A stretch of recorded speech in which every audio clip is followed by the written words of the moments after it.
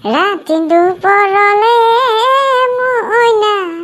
কেঁচা কেঁচা মৰম তোমাক যাচিমে কাষতে বহুৱাই মইনা মিঠা মিঠা চেনে চুমা যাচিমে ৰাতি দুপৰতে মইনা কেঁচা কেঁচা মৰম তোমাক যাচিমে কাষতে বহুৱাই মইনা মিঠা মিঠা চেনে চুমা যাচিমে নুবুজিবা তুমি হ'লে মইনা বুজি পাবা হ'লে মইনা যৌৱনো আচলতে যৌৱনো আচলতে হ'ব তই বৰ টেটু ফালি কেঁচা মৰমবোৰ তই যাচি থাকিব নালাগে দেই বাৰু ল'ৰাহঁত তহঁতি কচোন তহঁতৰ দুৰ্গা পূজাটো ভালে ভালে গ'ল নে বাৰু ফাটাফাটি চা দুবছৰ কৰোণা বুলি গ'ল এই বছৰ পাতিবলৈ ক'লেহে বাপেকে ঈশ্বৰক চিন্তি মানুহে একদম উভৈনদী হৈ গ'ল চা মাছৰ জানো ইমান নপৰে চা ইমানেই মানুহ পাতে পা তই ঠিকেই কৈছ কণ্টিলো ঠিকেই কৈছ মই সেইটো কাৰণে দৌৰ পাই ৰাম ৰাম কৰি পিনি গুচি আহিলো আৰু জয় দুৰ্গা দেৱী কি জয় বুলি কৈ আৰু এটা কথা নহয় চা ফটা জাঙিয়া পাৰ্টি এটা ওলাইছিলে নহয় সেইটো আকৌ কেনেকুৱা পাৰ্টি ওলালে কচোন কি পাৰ্টি ওলালেনো সেইটো কিহে পালে কিহে খালে নাজানো চা 10-15টা মান আমাৰ নিচিনা লয় আৰু 10-15টা মান লগ খাই পিনি প্ৰতিটোৱে এটা এটা পেপাৰ লৈ লৈছে বুজিছেনে তাৰ পৰা আকৌ তেহেঁতি বেপাৰ কৰা নিচিনাকে এটাই চিঞৰিছে চা গম পায়নে ফটা জাঙিয়া বাকীখনে পাছত চিঞৰিছে 100 আকৌ সি চিঞৰিছে ফটা জাঙিয়া 100 তেনেকে চিঞৰি বুজি নহয় মই প্ৰথমতে ভাবিছিলো চা মানে সঁচাকে বিকিছে বুলি ভাবিছিলো পাই তাৰ পাছত দেখিছো তেহেঁতি প্ৰচেছন কৰা কথা গাই ঘূৰি ফুৰিছে চা হওক দে তেখেতলোকক মানে তেৰাই নিজেও বুলিছে আৰু গম পালি নে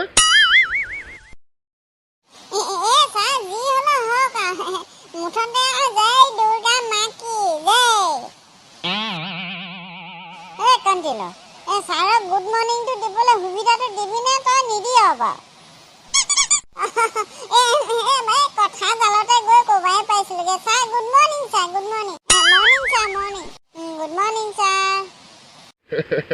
মৰ্ণিং মৰ্ণিং আমাক আকৌ পূজাই পাই গৈছিলে গম পালি নে টুটুকত তোৰ ভাল মনত পৰিলে আকৌ মৰ্ণিং কৈছো দেই গুড মৰ্ণিং বাৰু টুটুকন আজি তোৰ পৰা আৰম্ভ কৰোঁ তই কচোন বাৰু আজিকালি বোৱাৰীবোৰে যেন শহুৱেকক চাব নিবিচাৰে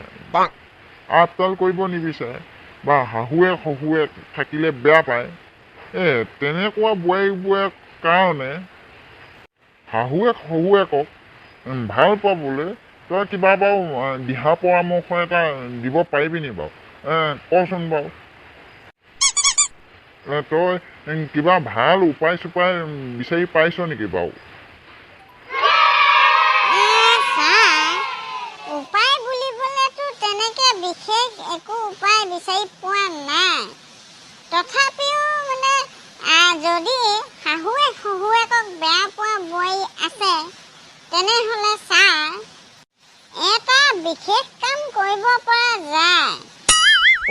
বিশেষ কাম ঘপককে মানে ছাৰ বিশেষ কামটো হৈছে যোনবোৰে মানে শহুৱেকক বেয়া পায় সেইবোৰ বোৱাৰীয়েকক মানে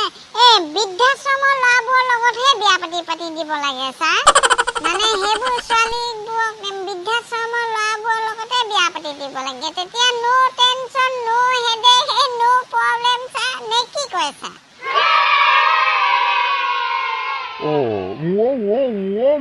অসমৰ সোণ চপৰা এই জাপানৰ ফালে যদি তোক পোৱাহেঁতেন মই সঁচাকৈ কৈছোঁ তোক একদম মুড়িগণ্ডা বনাই খালেহেঁতেন দেই টুটুকণ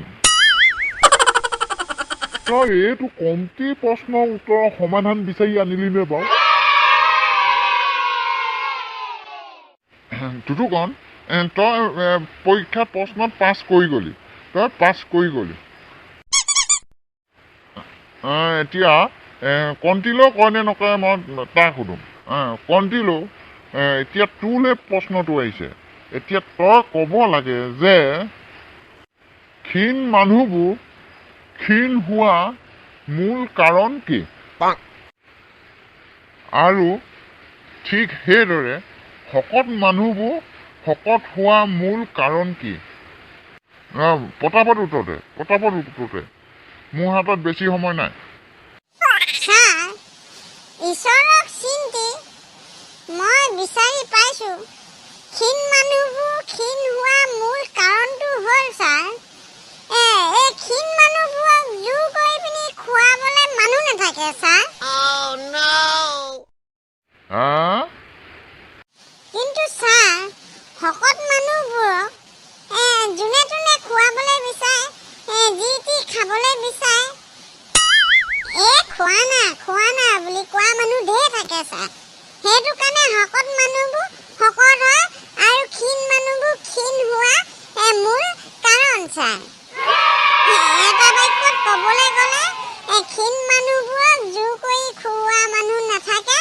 আৰু শকত মানুহবোৰক জোৰ কৰি খুওৱা মানুহ থাকে সেইটো কাৰণে ছাৰ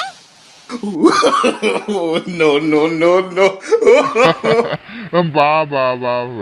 তই ভাল জ্ঞান এটা দি দিলি দেই কিন্তু কণ্টিলো আজি ভাল জ্ঞান এটা দি দিলি ৰিণ্টু জীৱনৰ বাণীটো গাও মানে জীৱনৰ বাণীটো ক সামৰোঁ আমাৰ ক্লাছটো অ'কে ছাৰ যি ঠাইত পোক পতংগই গাঁত খান্দে অৰ্থাৎ আশ্ৰয় লয় সেই ঠাইত গছ ৰোপণ কৰক যি ঠাইত পোক পতংগই গাঁত খান্দে বা আশ্ৰয় লয় সেই ঠাইত গছ ৰোপণ কৰক গছ ভাল হ'ব ঠিক সেইদৰে গছ ৰোপণ কৰক পৰিৱেশ প্ৰদূষণমুক্ত হ'ব গুড ৰিণ্টু গুড কণ্টিলো জীৱনৰ বাণী তোৰ ফাঁকিও দি দে অ'কে ছাৰ কিছুমান ল'ৰাই চেহেৰা চাই ভাল পায় সেইটো মই মানো কিছুমান ল'ৰাই চেহেৰা চাই ভাল পায় সেইটো মই মানো কিন্তু আজিকালি আকৌ শহুৱেকৰ পইচা চাইহে ভাল পায় সেইটোহে ভৱিষ্যতে কি হ'ব মই নেজানো no.